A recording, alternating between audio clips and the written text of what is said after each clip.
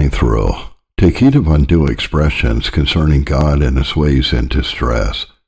Take heed in doubts, distresses, and perplexities, of hard thoughts of God, hasty unweighed expressions concerning him or his ways, or his secret resolves that it were as good give over waiting as continue in that state wherein you are, seeing your condition is remediless.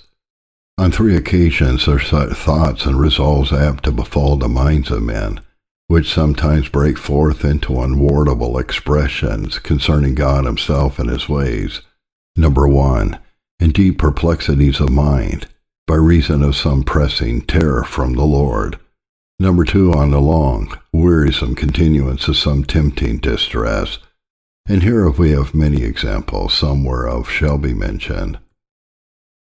Number 3, in spiritual disappointment through the strength of lust or temptation.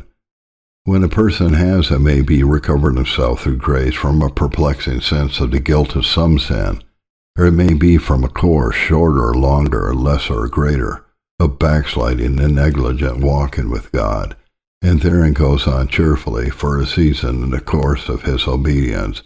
If this person, through the power of temptation, subtlety of lust, neglect of watchfulness by one means or other, is surprised in the sins or ways that he had relinquished, or is turned aside from the vigor of that course wherein he was engaged, he may be exposed, not only to great despondencies, but also be overtaken with secret resolves to give over contending, seeing it is to no more purpose, nay, to no purpose, and that God regards them not at all. Take an instance or 2 in each kind. The first we have in Job, in the extremity of his trials and terrors from the Lord. See among other places, chapter 10, verse 3. Is it, saith he to God, good to thee, that thou shouldest oppress, that thou shouldest despise the work of thine hands? Ah, poor worms, with whom have we to do? Who shall say unto a king, Thou art wicked, and to princes, You are ungodly? And will you speak to him who respects not the persons of princes, nor regards them more than the poorest in the earth? And see what conclusions from such thoughts as these he infers from chapter 14, verses 16 and 17. Thou numberest my steps. Dost thou not watch over my sin?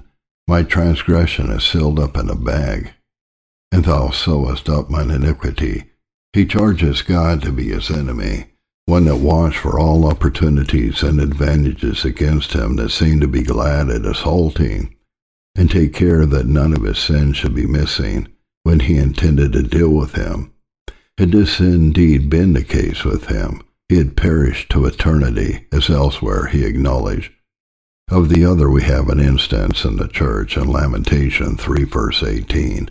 I said, My strength and my hope has perished from the Lord. Present grace and spiritual strength and future expectation of mercy are all gone. What is God by this? Secret hard thoughts of God himself are hereby generated, is verse 8. When I cry and shout, he shutteth up my prayer, verse 44. Thou hast covered thyself with a cloud, that her prayer should not pass through. These things are grievous to God to bear, and no way useful to the soul in its condition. Yea, they more and more unfitted for every duty that may lie in a tendency to its relief and deliverance. So was it with Jonah, in chapter 2, verse 4. I said, I am cast out of thy sight. All is lost and gone with me. His good give over is content. I do but labor in vain. Perish I must. Is one cast out of the sight of God? The like complaints fell also from Heman in his distress. Psalm 88. The general who heard one of his soldiers cry out, upon a fresh onset of the enemy, Now we are undone, now we are ruined, called him a traitor, and told him it was not so whilst he could wield his sword. It is not for every private soldier on every danger to make judgment of the battle. That is the work of the general. Jesus Christ is the captain of our salvation. He has undertaken the leading and conduct of our soul through all our difficulties. Our duty is to fight and contend. His work is to take care of the event, and to him it is to be committed. That then you may make a due use of this rule, keep always in your mind these two considerations. Number 1, that it is not for you to take the judgment of Christ out of his hand, and to be passing sentence upon your own souls. Judgment as to the state and condition of men is committed to Christ, and to him it is to be left. This were we directed to in our first rule, and it is of special use in the case under consideration. Self-judging in reference to sin and the demerit of it is our duty.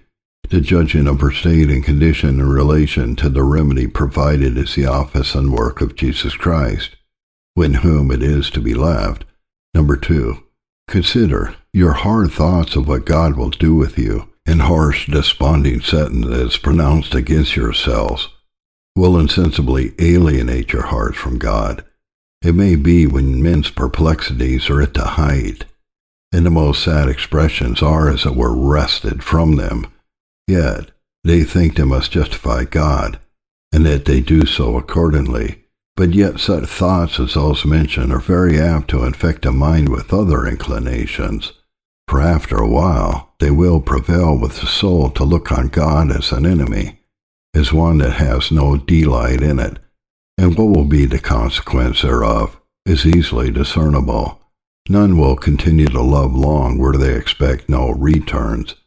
Suffer not then your minds to be tainted with such thoughts, and let not God be dishonored by any such expressions as reflect on that infinite grace and compassion which he is exercising towards you.